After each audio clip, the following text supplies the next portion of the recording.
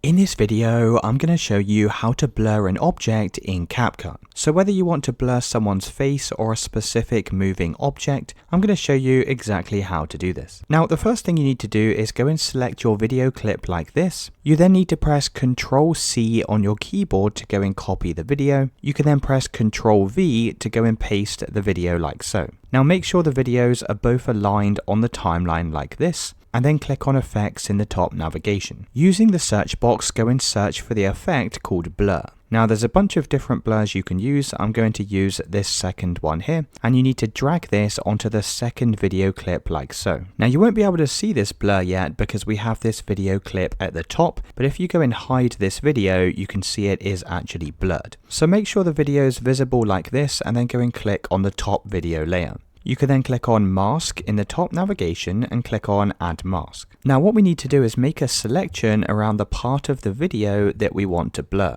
Now you also need to scroll down and click on this icon here to reverse the blur. Now I'm just going to select a circular shape as I'm going to be blurring a face. So once you have your area selected, make sure to go and press this inverse button. And you can see that we have now blurred the face. Now the only problem at the moment is when the face moves, the blur also moves as well. So to go and fix this, you can scroll down to the bottom where it says Track Mask, and then you can go and click on this track button, and this is going to ensure that the blur remains on our selected object. So just wait for this to get to 100%, and then you can go and play the video back to see the final result. Now you can also make final adjustments if you need to go and change anything. So if there's a part of your video that hasn't been tracked correctly, you can just go and reposition it manually at that specific point. And that's how you blur an object in CapCut.